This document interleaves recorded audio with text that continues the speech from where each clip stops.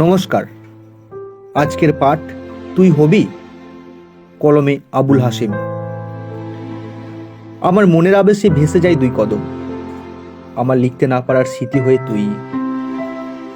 নয়নের ধারায় তোর প্রতিবিম্ব সর্বদাই, তোকে নিয়ে হাঁটতে চাই আমি আজীবন। আমার গল্পের মুখ্য চরিত্র তুই, আমার মনের আস্ফালনে তোর আনাগোনা সর্বদাই। আমার ক্লান্তির অবসাদে তোকেই খুঁজে পাই, আমার না বলা কথার নিশ্চুপ সাক্ষী তুই। আমার জীবনের ছন্দে নুপুর হয়ে থাকবি, আমার জট পাকানো স্মৃতিকে সরল করে দিবি। আমার না পাওয়ার সাক্ষী হয়ে থাক না তুই, আমি খুঁজে নেব ঠিক তোর মনের স্মৃতি।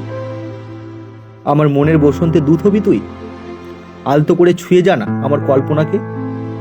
বাস্তবের ডালে মেলে ধর না একটু রহস্য, তুই দূরত্বেই থাক আজীবন আমার মনের গহনে। আমার স্বপনের হাত ধরে হাঁটবি দু কদম, আলতো ছোঁয়া রঙিন দে না একটু স্বল্পভাবে বাঁকিয়ে। আলতো ছোঁয়ায় রাঙিয়ে দে না স্বল্পভাবে, আমি ওই শান্তিতে বসে আঁকি নানান ছবি। ফিরিয়ে দিয়ে জানা আমার মনের দোলাচলকে।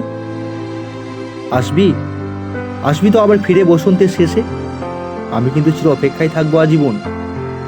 ওই দিনের শেষে রবির আভা মাখবো মুঠো করে, হাজার বছরের অপেক্ষায় থাকবো আমি সদাই। তুই কি আমার হবি? নমস্কার।